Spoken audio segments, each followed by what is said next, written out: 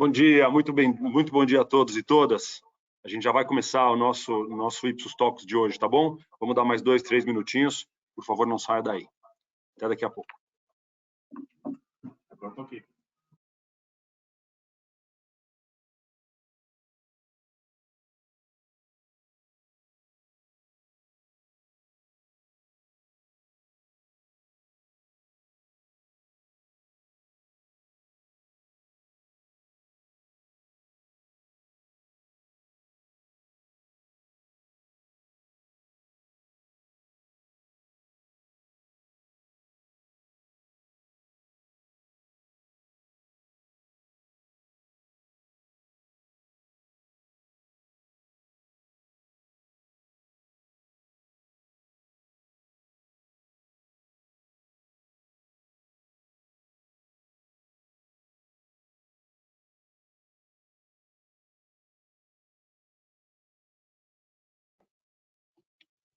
Bom dia, mais um minutinho, a gente já vai começar.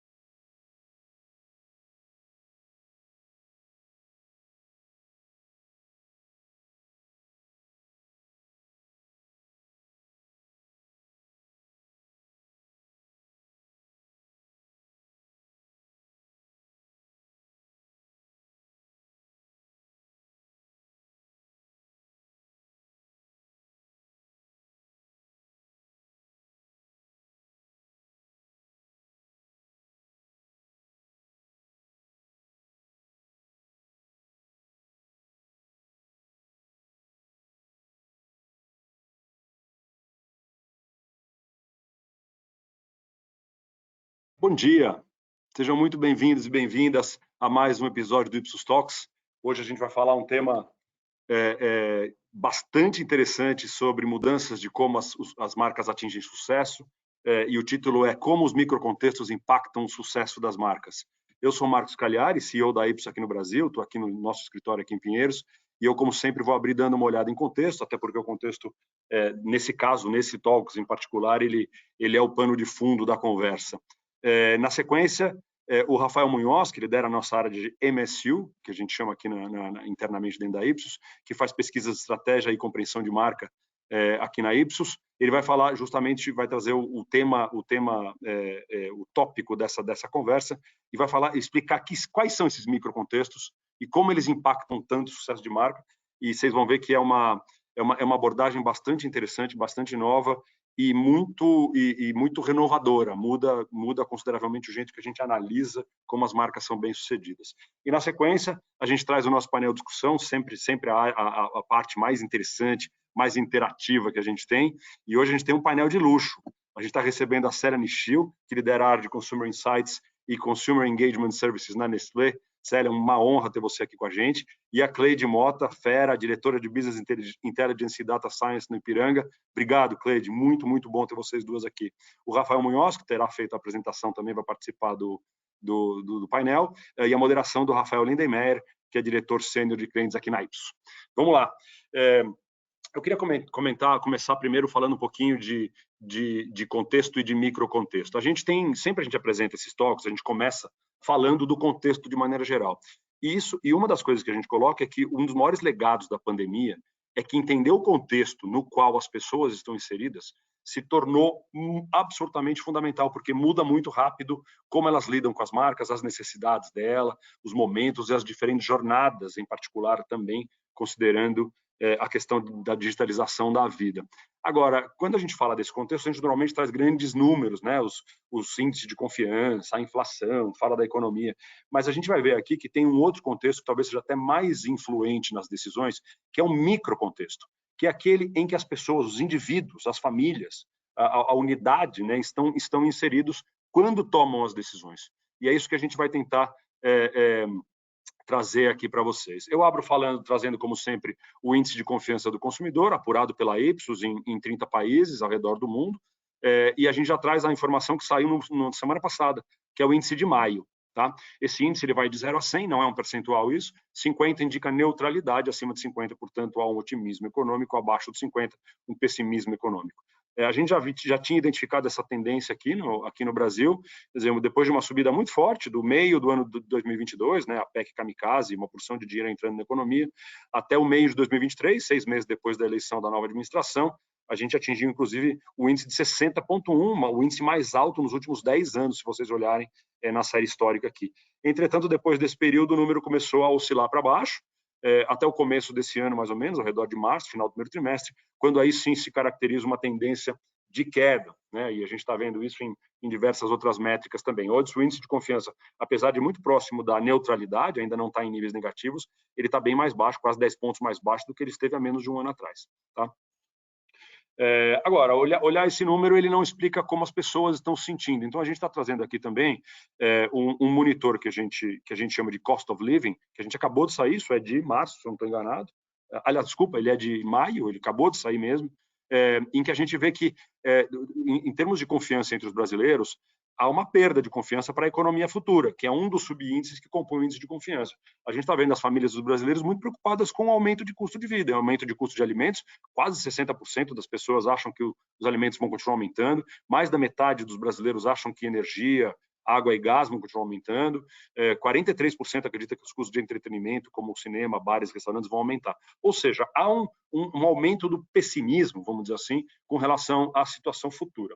Agora, olhar se os preços vão aumentar é importante, mas ele é menos importante do que a percepção do nível atual de preços. Quer dizer, a inflação pode estar baixa e o nível atual de preços está alto. E o que a gente identifica é que os brasileiros estão reconhecendo que a situação está muito pior do que apenas a perspectiva de um aumento de preço, por exemplo. Só 6% dos brasileiros, de novo, a fonte é a mesma que eu acabei de citar, o Cost of Living Monitor, que é muito recente, ele foi agora, liberado agora, no começo do mês, só 6% declaram estar vivendo confortavelmente em termos financeiros. 6%, é um número obviamente muito baixo.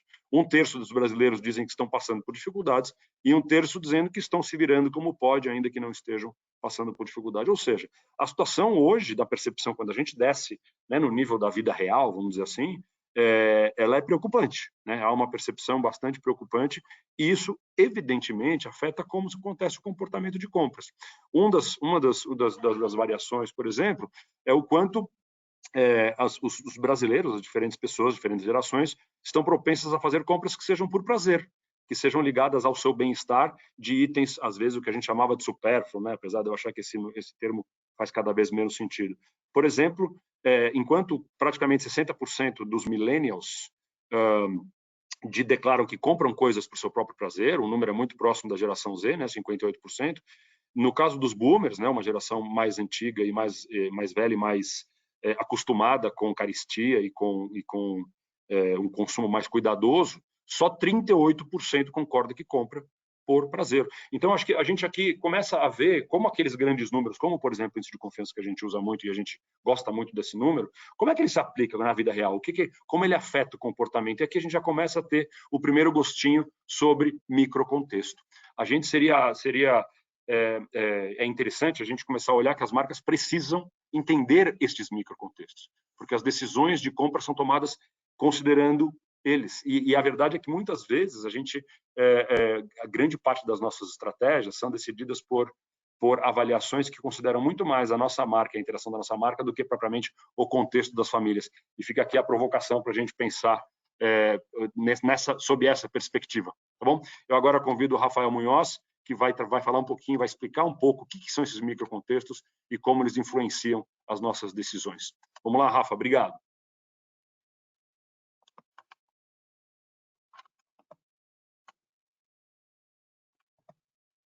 Pronto.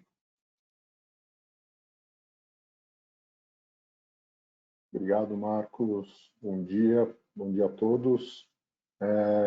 Só confirmando se minha tela já está aparecendo. Está aparecendo sim, Rafa. Legal. Então, vamos lá. Obrigado, como o Marcos comentou, eu sou o Rafael, lidero a área de entendimento de marcas e estratégia de mercado aqui na Edis do Brasil.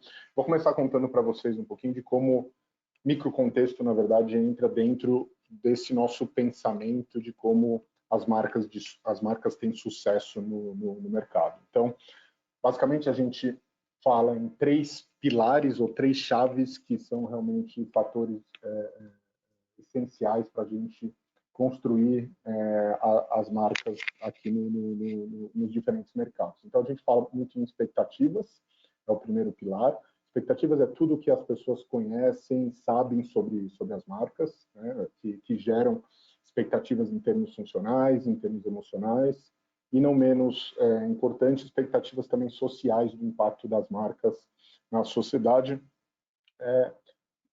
E o contexto, obviamente, entra como um dos pilares, tanto do ponto de vista mais macro, e inclusive foi o tema do nosso último talk, onde a gente falou sobre macrocontexto e as questões de ESG também impactando as expectativas das pessoas em relação às marcas, e o microcontexto, que é onde a gente vai se aprofundar hoje, tanto do ponto de vista, a gente vai ver que existem elementos que são muito pessoais, muito individuais, das pessoas no momento da escolha da marca, e outros aspectos também comportamentais, e vai ficar bastante claro a gente entender o quanto que diferentes ocasiões, diferentes necessidades impactam também a escolha das marcas, e a gente vai passar por isso nesse talks. E, obviamente, as marcas agindo com empatia. Empatia aqui no sentido de as pessoas sentirem que as marcas realmente entendem as necessidades dos consumidores e, de alguma maneira, também compartilham os seus valores, né? Então, não é essencialmente um modelo teórico, a gente tem um modelo validado trabalhando esses 3 pilares e digamos, chegando na correlação das escolhas com a escolha das marcas. Então, a gente vê que tanto entre expectativas e contexto tem um impacto direto na escolha da marca, e empatia, sim, tem uma influência indireta tanto sobre expectativas e sobre as questões de conceito, mas todas elas com uma importância que não podem ser desprezadas nesse pensamento. Então, o que a gente vê é que se a gente deixa realmente toda essa parte de contexto de fora da equação, quando a gente está pensando em crescimento de marcas, a gente está deixando de fora aí mais de metade da explicação de por que as pessoas escolhem as marcas. Por isso a importância, a relevância do tema, e por isso que a gente tem se debruçado tanto a entender, a trazer exemplos e a, digamos, desmembrar um pouco de quais são esses elementos que compõem cada um dos pilares.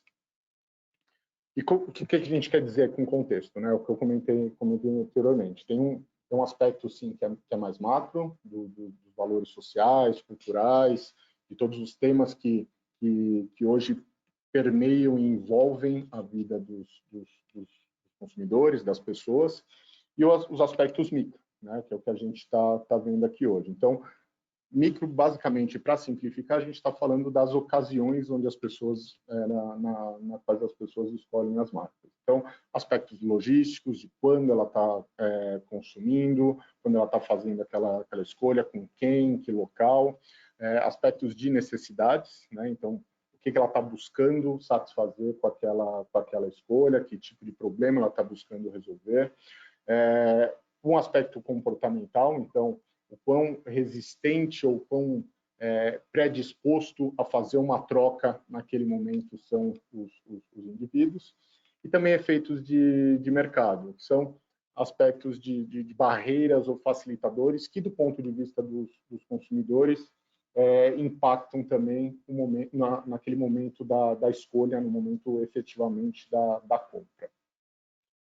E aí a gente abre com um exemplo que já é quase um clássico aqui das nossas explicações e dos nossos debates sobre o tema, mas que exemplifica, é bastante claro, exemplifica bem o porquê a gente não tem que ter sempre essa lente em termos de microconceitos, basicamente para definir e afirmar, e poder afirmar sem nenhuma dúvida que marcas diferentes elas dominam ocasiões diferentes. Então, trazendo o exemplo aqui da escolha da marca de streaming, a gente vê que 56% de toda a escolha ela é determinada pelo contexto, e a gente aprofundando em ocasiões, trazendo exemplo aqui, se eu estou em casa sozinho, estou em casal à noite, Netflix e Prime Video aparecem como, digamos, as marcas mais consideradas para essa ocasião, né? Ou as marcas preferidas para essa ocasião.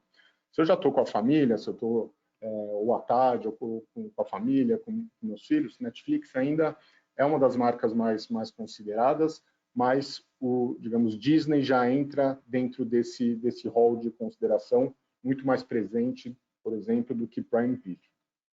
E se eu estou fazendo alguma outra atividade, já Netflix e nem Disney nem Prime aparecem nesse rol de consideração. A YouTube desponta como a alternativa que as pessoas buscam para aquele determinado momento, né? Isso obviamente é verdade para streaming, mas acho que se a gente pensar hoje como a gente faz escolhas no nosso cotidiano, a gente consegue trazer facilmente diversos exemplos de como essas diferentes ocasiões e necessidades impactam na escolha das marcas, né? O famoso caso da escolha da cerveja que eu vou tomar quando eu chego em casa depois de um dia de trabalho, por uma determinada marca, mas se eu vou fazer uma escolha de uma marca que eu vou levar de cerveja para um churrasco com os amigos no final de semana, provavelmente vai ser uma outra marca, porque tem outros aspectos que eu levo em consideração para aquela determinada ocasião. Mas não vale para outros tipos de serviço, né? Quando a gente está falando de serviços bancários, por exemplo, a gente não vai falar de ocasião, mas a gente fala de transações. Para transações específicas, o meu set de consideração ele acaba sendo diferente, né? Para o banco que eu utilizo para fazer digamos, os pagamentos diários, as transações diárias, transferências diárias, é um determinado banco. Se eu estou considerando fazer um financiamento de uma casa, de um apartamento, provavelmente meu set de consideração também vai ser diferente. Eu vou trazer outras marcas e outras opções para esse momento de escolha. Eu acho que é bastante simples, bastante simplificado, digamos, a definição da importância e de por que a gente tem falado tanto realmente de contexto. A gente vai olhar um pouquinho desses elementos dentro de microcontextos que influenciam a escolha dos consumidores, tá? Então, a gente falou de ocasiões e necessidades. Tem um elemento aqui que é essa resistência, essa predisposição à mudança, que é um aspecto muito mais individual, muito mais pessoal, mas que também impactam dentro desses microcontextos. E também o ponto de vista do consumidor, dos consumidores em relação aos efeitos de mercado, ou seja, essas barreiras e facilitadores que estão impactando nas escolhas.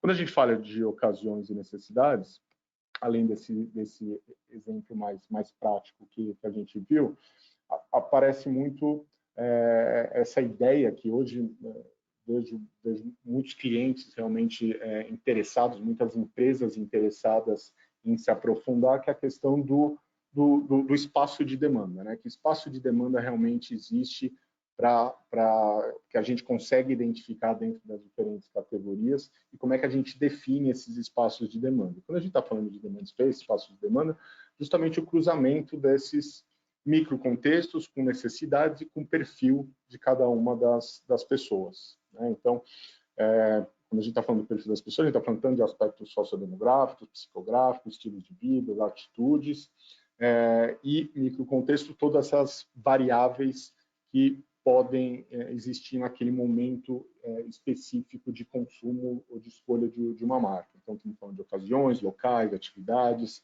com quem, dia, o horário, o dia da semana, o horário dentro do dia. Então, aspectos bem, digamos, granulares desse momento. Passando, obviamente, pelas necessidades que a gente busca quando está fazendo uma determinada escolha, então aspectos funcionais, emocionais e sociais também.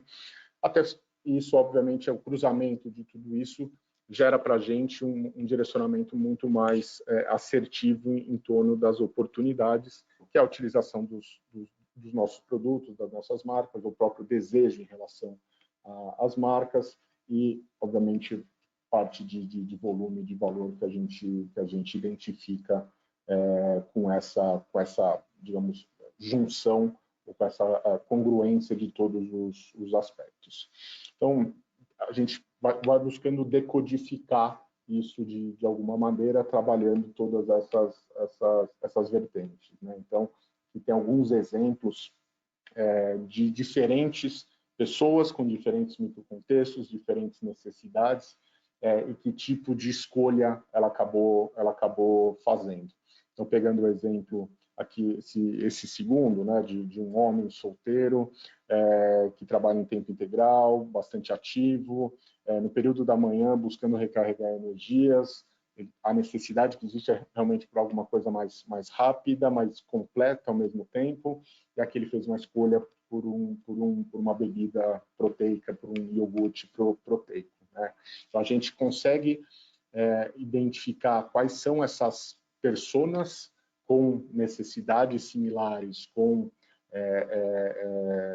digamos, perfis demográficos de estilo de vida semelhantes também, dentro de contextos que são semelhantes para identificar quais são as oportunidades.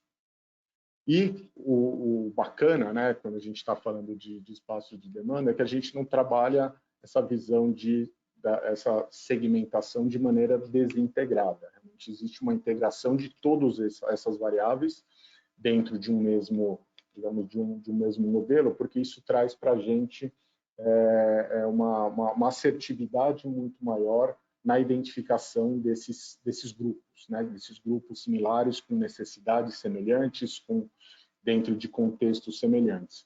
Isso traz para a gente um mapeamento muito granular e muito assertivo, primeiro do tamanho da oportunidade de cada segmento, que escolhas estão sendo feitas dentro daqueles segmentos de necessidades e ocasiões semelhantes, e traçando para a gente, digamos, trazendo para a gente esse mapa bastante amplo e completo de quais são as oportunidades para uma determinada marca ou para o crescimento de uma categoria.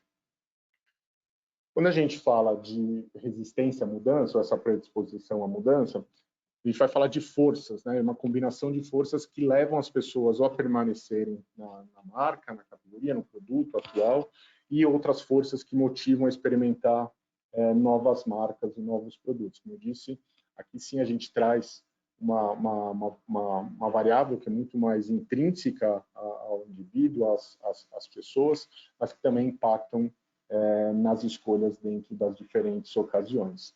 E a gente vai entender realmente, baseado, né, na ciência comportamental, existem forças que tendem a levar as pessoas à manutenção de uma marca, de uma categoria, e outras forças que levam ela ou impulsionam ela a sair da categoria ou a experimentar novas marcas, novos produtos, né? Então, só passando por alguns, mas existe um custo de mudança, por exemplo, que é um aspecto psicológico das pessoas em relação a fazerem trocas dentro de uma categoria, ou a imaginarem que aquilo vai ser mais penoso, vai ser de alguma maneira doloroso fazer uma mudança, porque se eu tenho que fazer algum tipo de alteração, isso vai me gerar um desgaste, eu vou gastar tempo. Isso é digamos, uma força que tende a impulsionar as pessoas a ficarem nas marcas. O quanto que ela está satisfeita com a escolha atual, né, com a escolha que ela tem hoje atualmente para uma determinada ocasião, quanto que ela é leal à marca e, obviamente, os hábitos de compra. Quanto mais estáveis eles são, quanto se eu vou sempre no mesmo ponto de venda, se eu encontro no ponto de venda, digamos, o produto sempre exposto de uma mesma maneira. Quanto mais estável meu hábito de compra, mais eu tendo a ficar também na mesma marca, na mesma categoria. E outros aspectos que tendem a fazer com que as trocas, né, com que as provas sejam mais frequentes. Então, se existe uma necessidade de mudança, se eu sinto uma necessidade de mudança, que eu ainda estou buscando algo que seja novo, que seja melhor, ou mesmo se eu faço uma compra com mais frequência, de uma maneira menos estável, quanto mais oportunidades eu tenho, por exemplo, de fazer uma compra de uma determinada categoria, mais eu vou estar exposto a diferentes opções. Então, é uma outra força que tende a me levar para um teste, né? para uma troca em um determinado momento. E por que isso é importante? Né? Porque se a gente entende essas forças, como os indivíduos, numa determinada ocasião, realmente, como esses aspectos jogam dentro do aspecto individual, a gente consegue determinar justamente quem é que tem essa maior probabilidade de fazer mudanças, inclusive perfilar, né? Entender quem são essas pessoas, quais são os hábitos dela e como, dependendo da minha estratégia, eu consigo atraí-las ou consigo, de alguma maneira, motivá-las a ficar na minha marca, na minha categoria. Né? Entender as razões pelas quais elas provavelmente vão fazer essas trocas num determinado momento e, obviamente, planejar as ações que a gente possa implementar para, de novo, dependendo da minha estratégia, eu quero encorajar realmente uma mudança. Se eu sou, por exemplo, uma marca líder, quanto mais essas forças de manutenção forem evidentes, para mim é melhor. Então, como é que eu traço um plano para fazer com que essas forças se mantenham ainda mais estáveis? E, por fim, a questão dos efeitos de mercado é que a gente não está falando do aspecto só comercial, digamos, que existem dentro das empresas, mas sim do ponto de vista dos consumidores, das pessoas, como que elas enxergam essas barreiras ou esses facilitadores que atuam dentro da escolha das marcas. Tá? Então, exemplificando, né, o que a gente quer dizer com efeitos de mercado. A gente mede um desejo de marca, a gente entende que, obviamente, todas as marcas têm um desejo relacionado à proximidade que eu tenho com a marca, em relação ao desempenho dela na minha vida, mas existem efeitos de mercado aí que me balizam e, de alguma maneira, calibram o que efetivamente é o equity da marca no mercado. E esses efeitos de mercado podem ser positivos ou podem ser negativos. E a gente está falando, sim, de percepção de preço, de quanto as marcas estão fazendo promoções, quanto mais fazem promoções, mais tendem a atrair consumidores, quanto ela está disponível, né, o quanto eu consigo encontrar a marca no ponto de venda em diferentes momentos, e quanto que o portfólio, quanto que a variedade também atende às minhas necessidades. Então, são efeitos que também contribuem dentro desse momento da compra, dentro desse aspecto de microcontexto. Então, obviamente, a gente acaba separando essas três variáveis, digamos, essas três dimensões dentro de microcontexto, mas existe, obviamente, uma interligação entre elas que é bastante inerente. Mas para a gente, digamos, para a gente ter ações mais específicas, entender cada uma delas e como, digamos, o peso de cada uma delas também dentro da categoria, é bastante relevante, porque a gente pode ter parâmetros também de comparativos entre outras categorias e também dentro das próprias marcas, né? Que marcas estão performando melhor em cada um dessas dimensões. Então, para trazer um dado do nosso estudo, do R&D que a gente fez, a gente vê que cada um desses pilares tem um peso também dentro do que a gente está chamando de microcontexto. A gente fez esse R&D aqui no Brasil, tanto para a plataforma, né, de serviços financeiros, quanto para a categoria de skincare. Os outros países estão aqui indicados com outras categorias. Então, pegando o exemplo de serviços financeiros, a gente vê que o que mais realmente pesa dentro de microcontexto é essa questão de ocasiões, necessidades, e como eu mencionei anteriormente, no caso de serviços financeiros, muito a questão da transação, né? da transação que eu preciso fazer, ou da operação financeira que eu estou buscando em um determinado banco, uma determinada instituição financeira. Isso é mais, digamos, é mais relevante, inclusive, do que aquele aspecto de resistência à mudança, que no Brasil, de alguma maneira, com a portabilidade, agora com a oferta também de carteiras digitais, se tornou menos penoso para os clientes hoje cogitarem fazerem trocas entre bancos, né? Se a gente compara com outros países aí, inclusive da América Latina, a gente vê que esse aspecto da resistência ou da predisposição à mudança, eles são mais relevantes do que no Brasil.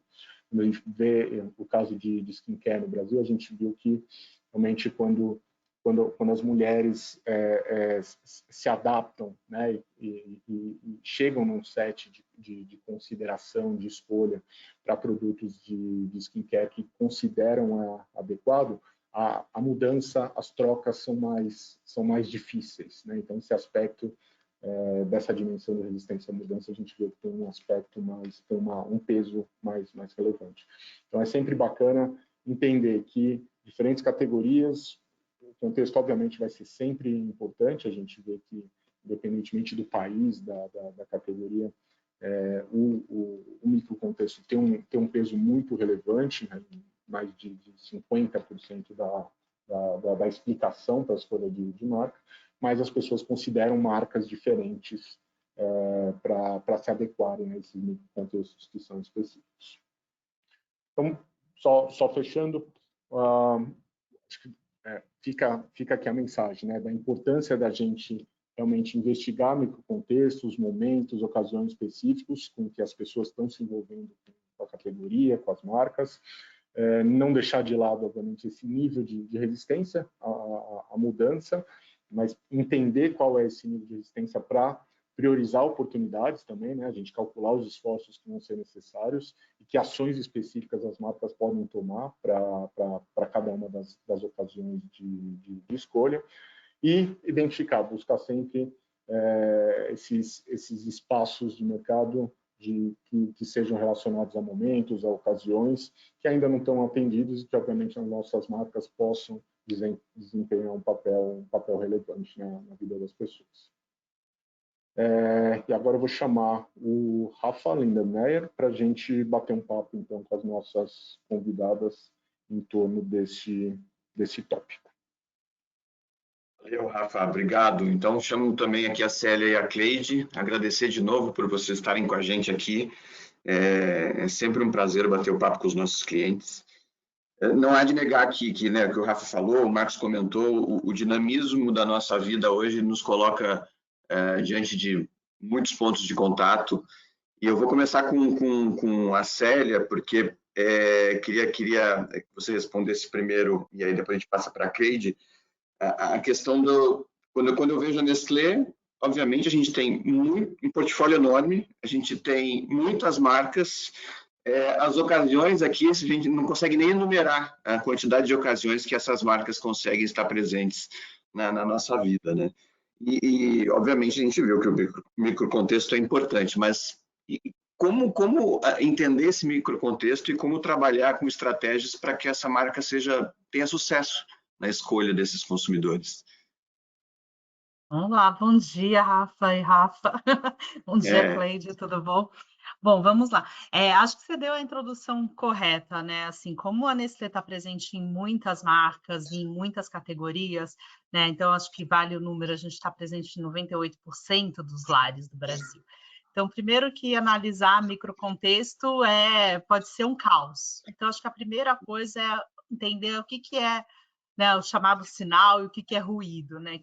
Quais são as informações relevantes que a gente deveria ter, né? Então, eu sei que a gente, né, vai pensar primeiro, olha, quais são os estudos, quais são as pesquisas que a gente deveria olhar, mas acho que tem uma questão primeiro comportamental, né? Já que a gente fala das pessoas e a gente da importância das pessoas, das decisões das pessoas, né, na hora de comprar, também tem a importância das pessoas na hora de pensar sobre, né? Então, diria que primeiro de tudo é curiosidade genuína, né? Então, ter interesse genuíno sobre os microcontextos, saber separar o que é a nossa realidade, o nosso olhar para o olhar e as realidades e os contextos que as pessoas estão. E aí conseguir separar o que é esse ruído destes sinais, para aí a gente poder, então, olhar para os estudos, olhar para as pesquisas, ir segmentando, né? Acho que o Rafa Munhoz trouxe aí bastante exemplos aí de estudos, de formas, né? Vendo as ocasiões, vendo as oportunidades, a relação com as nossas marcas já é de tantos anos, né? Então,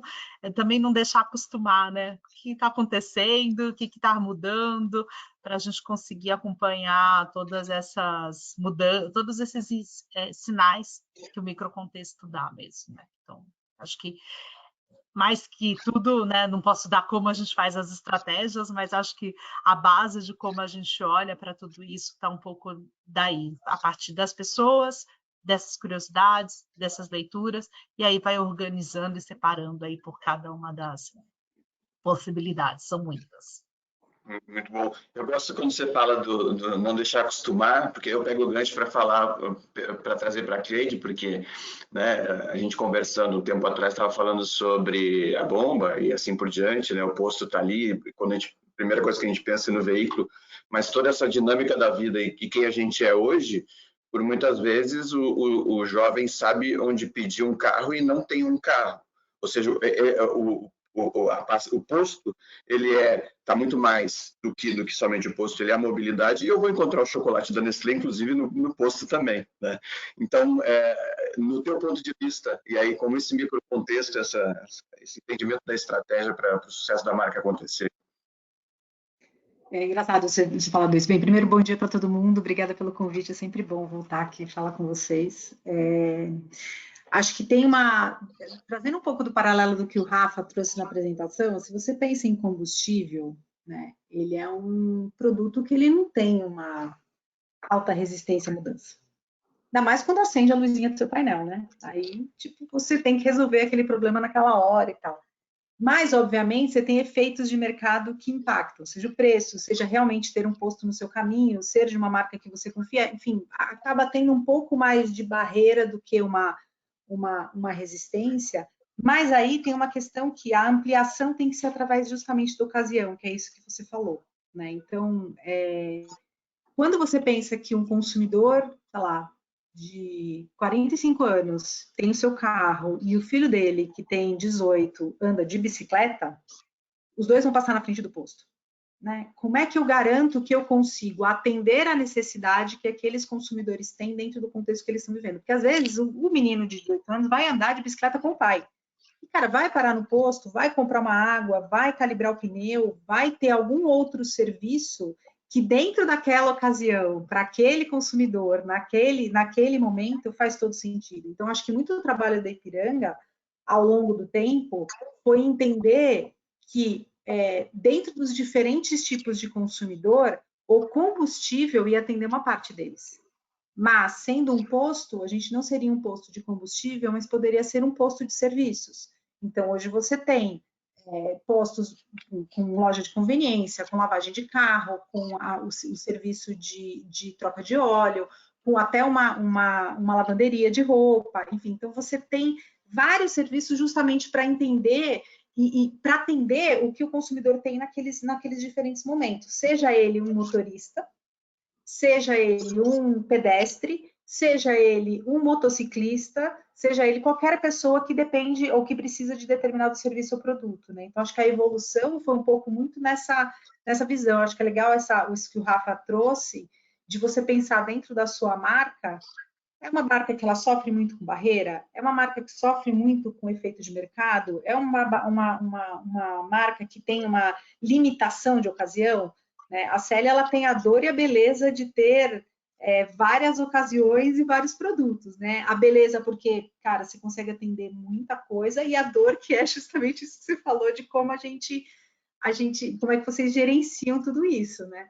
No caso da Ipiranga, não dá para ficar preso só num produto, para uma ocasião, para um tipo de consumidor, né? A ideia foi justamente garantir que o nosso espaço como posto seria não só um posto de combustível, mas um posto que atenderia outras necessidades também.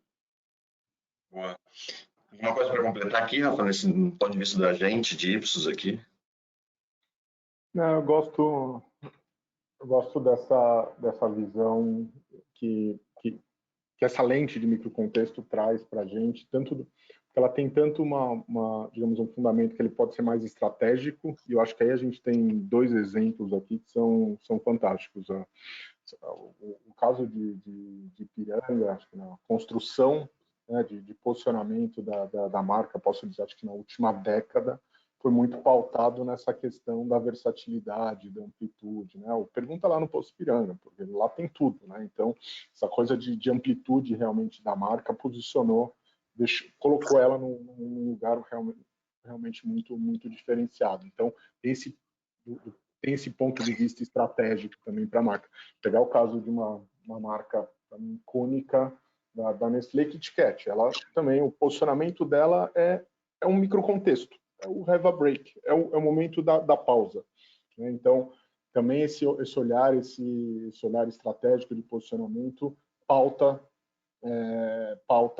a construção de marca. Mas, por outro lado, tem o aspecto tático também, né, do microcontexto, que acho que foi o que a Cleide estava trazendo.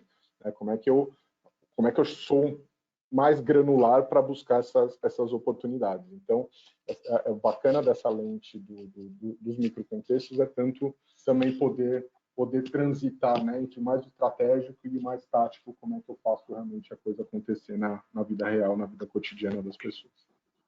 Ótimo, ótimo. Você trouxe um ponto que estava na minha cabeça, a segunda pergunta, que tem a ver com a ocasião. Por vezes a gente está pensando na ocasião aqui, no momento que o Rafael vai consumir alguma coisa, mas na realidade tem 2 caminhos, né? A gente também promove ocasiões, a gente promove, né, a necessidade, a gente com todo o nosso posicionamento e assim por diante.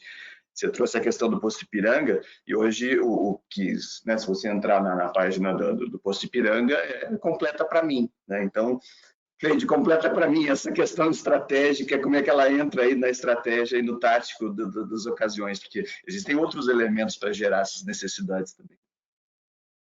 Esse foi Esse é daqueles projetos que você fala assim, cara, que bom que eu estava nele, sabe? Porque ele tem uma obviedade muito bonita, né? É aquela coisa do tipo de você chegar, e teve um trabalho incrível com a agência, com o pessoal da Talent, enfim, de todas as outras agências que trabalham com a gente, mas acho que tinha uma coisa que era, quando a gente fala sobre ocasiões, e de novo, não vou falar especificamente sobre um posto, né, mas de ocasiões e como que a Ipiranga quer se posicionar nisso, a gente fala muito sobre completude, né, que é justamente ter o que o consumidor precisa naquele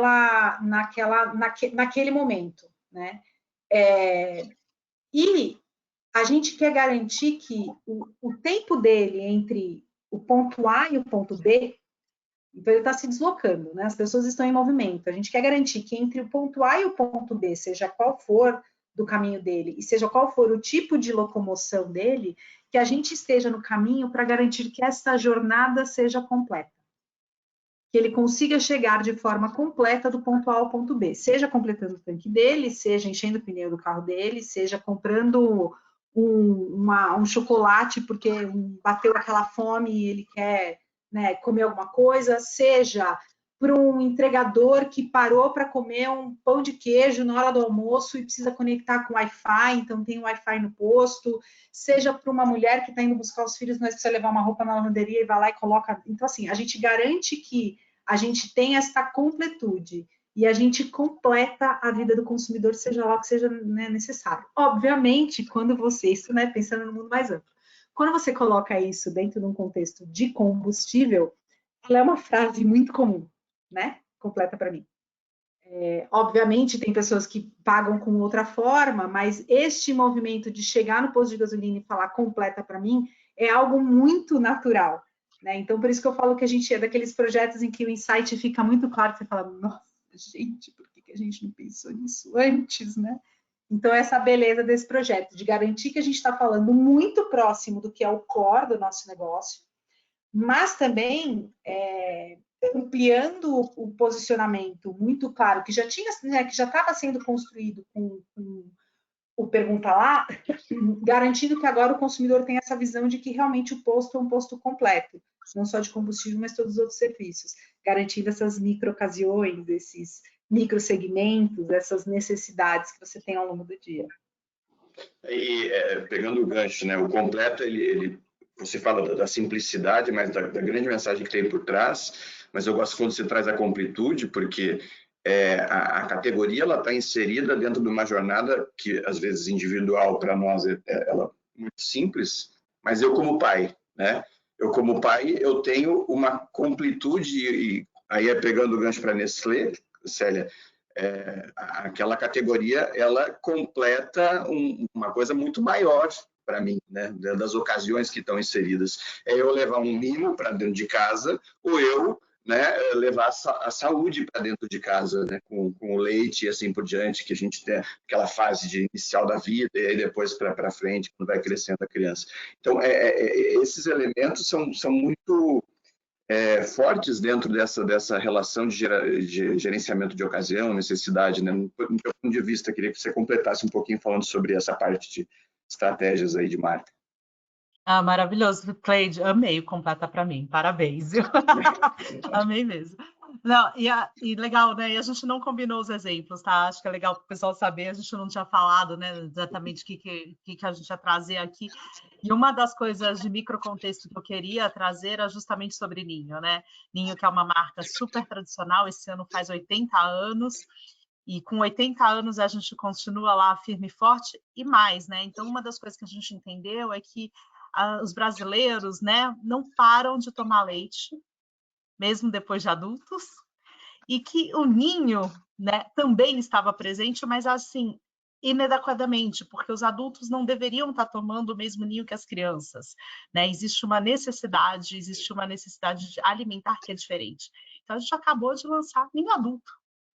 Olha só, né? Então é um ninho com sabor de ninho, né? Com um ninho puro, né? O leite mesmo de ninho, só que com menos gordura. E isso está mais adequado para os pais, para os adultos. Então, a gente foi e buscou, dentro deste microcontexto, uma oportunidade, uma adequação, né, nutricional, onde a gente falou, não, aqui temos uma oportunidade de trazer, então, uma extensão de marcas diferente, né? Então, acho que um exemplo é este, né? Como é que a gente entra dentro do lar e se adequa aí às diferentes necessidades, ou mesmo quando o Rafa falou, né? O Rafa Munhoz falou do Kit Kat, Have a Break. Qual é o significado do Have a Break no Brasil?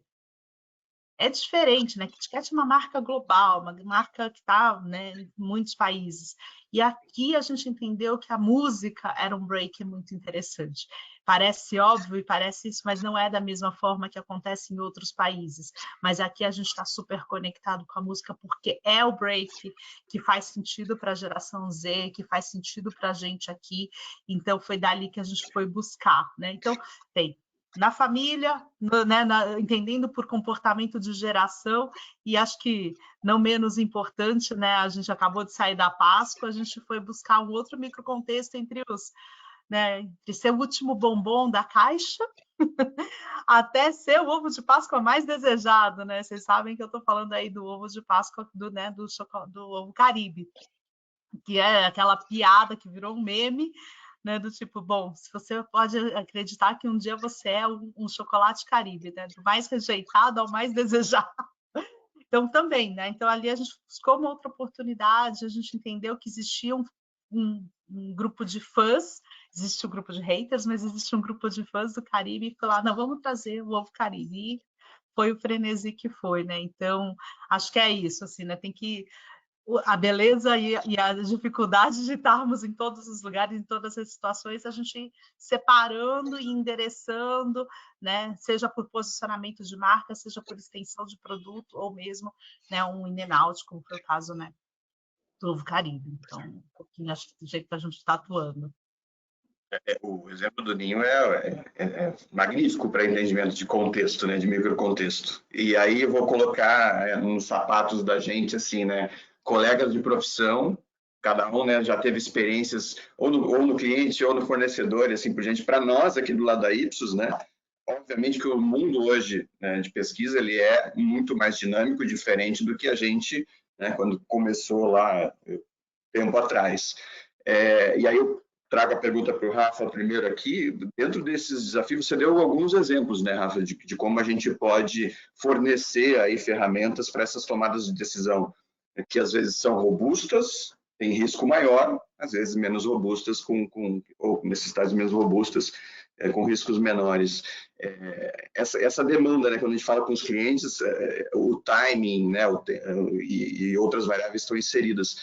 Como você vê, assim, essa adaptação do nosso mundo de pesquisa, né, como fornecedor nesse caminho? Eu acho que começa por uma visão, né? Acho que a gente ainda não vê de maneira completamente consistente esse olhar para o microcontexto. Vou dar um exemplo bem básico aqui, mas que acho que permeia boa parte dos nossos clientes. Como é que a gente olha a equity hoje de marketing? Como é que a gente monitora a equity? Muitas vezes a gente não tem essa lente de ocasiões, né? Não tem essa lente de momentos. A gente está pensando realmente em algo mais master brand, independentemente dessa contextualização dos consumidores. Isso é algo que tende a mudar, né? Se a gente pensar olhando para frente, como é que a gente vai conseguir se diferenciar, como é que eu vou conseguir planejar, digamos, um portfólio diferente, se eu tenho diferentes marcas dentro do meu portfólio, será que o caminho das ocasiões, dos momentos, dos micromomentos, não é uma linha para buscar essa diferenciação, sabe? Eu me adaptar melhor dentro do lar dos brasileiros. Então, não só ficar no macro do equity da marca, mas também ter essa lente já um pouco mais refinada, que vai trazer muito mais granularidade para as ações, para as ativações que a gente tem que fazer. Então, acho que esse é uma provocação que a gente faz, justamente com esse pensamento que a gente está trazendo em termos de sucesso de marcas, e, obviamente, milhares de maneiras aí para a gente conseguir explorar e auxiliar, né, as empresas realmente no dimensionamento dessa oportunidade e do desafio também, né? Não só a oportunidade, mas também do desafio, entendendo realmente quais marcas são consideradas para cada ocasião, que a gente vai ver certamente que elas variam. Esse set de consideração realmente ele varia muito dentro dos micromomentos. Então, acho que a gente tem buscado ajudar nossos clientes justamente com esse olhar e com essa visão de oportunidade. Aproveitando que vocês estão aqui, né, são nossos clientes enfim, eu sou fomentado pelo desafio de responder a pergunta da melhor forma possível, né? Quais as necessidades de vocês dentro desse caminho, né, de gestão estratégica de dados e inteligência dentro das empresas, né? Para nós pesquisadores, digamos assim, hoje do lado de cá, né? Cleide e Célia. Olha, eu acho que assim, tem uma questão da agilidade, né? Acho que esse é um ponto que hoje está bem crítico, porque às vezes as tomadas de decisões, assim, porque o contexto, obviamente, você tem os contextos que são de ocasiões que estão bem no dia a dia, mas você tem algumas que são meio imediatistas, né? ou muito rápidas. Tá? Então, acho que essa questão da velocidade é super importante. E acho que tem uma coisa que é ajudar a tirar um pouco do ruído, que foi o que a Célia falou um pouco no começo, né? A quantidade de dados que hoje tem disponível é bizarra. É bizarra. Então, assim, você pode ficar dias e dias e dias rodando coisas e chegando em caminhos totalmente diferentes, né? Dependendo do que você coloca na bacia. Então, acho que tem uma ajuda para entender um pouco o que realmente tem que ser levado em consideração, o que é mais expoente e o que realmente é ruído e o que deve ser colocado um pouco de lado, né? Porque acho que tem um lado de você se apaixonar por um pedacinho da história, que se esse pedacinho da história for muito pequenininho, em algum momento você vai resgatar essa paixão, né? Mas talvez você tenha que optar por alguns outros caminhos antes desse, né? Recursos são finitos, a gente não tem dinheiro para fazer tudo, né? Se a gente tivesse, ia ser lindo. Mas como é que a gente consegue entender dentro de toda essa gama de ocasiões, contextos, pessoas, segmentos e tal, aonde que a gente deve minimamente priorizar? Não falo nem focar, porque hoje não é muito sobre focar, né? É muito sobre priorizar, né? Sobre o que eu faço primeiro antes do outro. Então, acho que essa é uma coisa. Acho que a velocidade e ajudar a essa priorização inteligente, que às vezes não é uma priorização por tamanho, mas é uma priorização por algum elemento que naquele momento seja mais importante, seja rentabilidade, seja um momento econômico ou social que aquilo vai ser mais relevante, enfim. Mas acho que é um pouco esses dois pontos, assim. Não sei se a Célia tem mais algum. Eu super concordo, Cleide. E eu vou somar nos 2 pontos dela, né? Assim, agilidade, né? E essa priorização e hierarquização de informação, né? Então, assim, o que é que eu tenho que abrir mão de histórias agora que eu vou contar e o que é que eu tenho que focar mesmo para garantir 2 outras. Então, eu vou colocar 2 mais aí nesse potinho, que é eficiência e eficácia. Né? Então, assim, da mesma forma que as marcas não podem se acomodar, eu acho que a gente também não pode se acomodar. O estudo está sendo capaz de capturar realmente o que está acontecendo no mercado.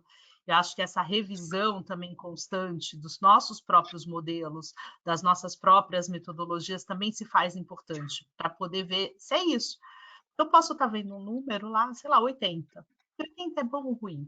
Minha escala, né? Vou brincar, né, com o Rafa, minha escala vai até 100, né, aqui, mas será que um dia não vai estourar e vai para 120, né? Será que essa escala não deveria crescer ou diminuir? Ela não faz mais sentido? Então, para a gente continuar garantindo de que o que a gente está capturando realmente retrata, né? Acho que tudo que a gente faz, e hoje a gente já não está mais na era romântica, né, das informações, então, assim, eu não posso só construir marca, eu tenho que construir uma marca que leve ao negócio, que construa o negócio, eu não posso só entender o microcontexto, né, eu tenho que fazer isso de maneira que seja muito eficiente, muito eficaz. Então, acho que o meu convite também, o meu olhar é sempre esse, assim, que a gente não se acomode em lugar nenhum, né, que a gente esteja sempre verificando essa eficiência das nossas informações, das nossas análises, para gerar resultados mais eficazes. Perfeito, perfeito. Eu vou fechar aqui o nosso painel trazendo uma questão que está muito em voga e a gente fala a todo momento. Vocês falaram de agilidade. Será que daqui a pouco eu não estou entrando num AI e vendo qual é a melhor solução para a minha ocasião, né? Como vocês pensam na inteligência artificial, se já tem um pensamento dentro das empresas sobre isso, para auxiliar dentro desse entendimento, né? Ou se ainda é muito embrionário, algum ponto de vista de vocês sobre isso? Eu acho assim, AI vai ser, né, é a agilidade na veia, né? É a agilidade e a capacidade de lidar com complexidade de dados num processamento muito maior do que qualquer um de nós. Então, há de ser, e já, acho que a grande ferramenta que a gente já usa, assim, já está embutido em um monte de outras coisas que a gente nem sabia que era AI, né? A gente já existe há tanto tempo e a gente não sabia nem que era AI. Eu não vejo uma realidade sem isso. Existem usos e usos, mas eu não vejo sem, né? Acho que é uma ferramenta importante para esse critério que a Cleide mesmo falou, da agilidade e da gente conseguir lidar com muitos e muitos, muitos dados de uma vez só. Você tem Data Science abaixo também, né, Cleide? Acho que é notório que isso está muito correlacionado. Teu ponto de vista? A gente tem buscado muito a evolução nisso, né? Porque, de novo, como a gente tem muito de jornada digital, seja pelo QMV, né? Pelo quilômetro de vantagem, a gente tem muito dado de transação, enfim, a gente tem informação dentro de casa e a gente está realmente estruturando para a gente criar modelos que sejam mais preditivos e que ajudem a gente a cruzar informações e que, enfim. Então, hoje a gente já tem uma área bastante robusta da parte de ciência de dados, então tem vários cientistas que já estão trabalhando em bases, sejam bases nossas, sejam bases que a gente busca fora do mercado, e isso é parte da evolução que a gente tem, justamente para a gente trabalhar em microsegmentos, em comunicações que sejam mais one-to-one, porque, de novo, dinheiro é finito, né? Não adianta eu dar um tiro de canhão num negocinho desse tamanho. Então, esse negocinho desse tamanho eu tenho que entender muito bem qual é, e a gente tem trabalhado muito nisso. E eu acho que o grande desafio nessa evolução do AI é justamente o pensamento sobre o que você coloca na bacia, né? Porque a qualidade do input impacta totalmente no output. E você pode, se você tiver um viés muito grande ou se você tiver uma miopia em determinado aspecto, você pode ir para um caminho totalmente errado, né? Ou que não seja o melhor dentro daquele momento. Então, acho que cada vez mais tem essa... Acho que a AI está aí, não, né, já é uma realidade, não tem que fugir. Eu acho que o grande... E todos os fóruns que eu participo de AI é menos sobre a mecânica, o modelo, a inteligência, mas é muito mais sobre, tá, como é que a gente se organiza para ter os dados muito bons para entrar nesse modelo, nessa mecânica que já está desenvolvida, né? Acho que o grande desafio para as companhias é entender a qualidade, a quantidade, a natureza dos dados que se tem. Então, acho que esse é o grande desafio que a gente tem de garantir que o input de algo que já está aí seja muito bom para que o output seja super relevante. Acho que é um pouco isso. Boa. Rafa, alguma mensagem final antes de eu encerrar aqui? Quero depois agradecer às meninas. Não, foi maravilhoso. E eu fico com as mensagens últimas aqui. Acho que é agilidade, a Célia usou eficiência e acho que usou eficácia, mas é acionabilidade, né, das informações. Acho que tem que estar sempre, obviamente, no nosso foco também como consultores aí dos nossos clientes para ajudá-los no crescimento das marcas. Boa. Bom, eu vou pegar o gancho, então, do agradecimento já para anunciar o próximo Talks que a gente vai ter no dia 26 de junho e agradecer vocês duas por estarem aqui, porque vocês representam algo que a gente vai falar no próximo Talks. A gente vai falar sobre diversidade e inclusão, né? O quanto as mulheres estão representando as mulheres aqui, profissionais de pesquisa, né? Que estão excelentes do que fazem, então foi muito bom ter vocês aqui com a gente e além disso, fazendo essa representação junto da gente. No próximo dia 26 de junho, então, a gente vai ter diversidade e inclusão.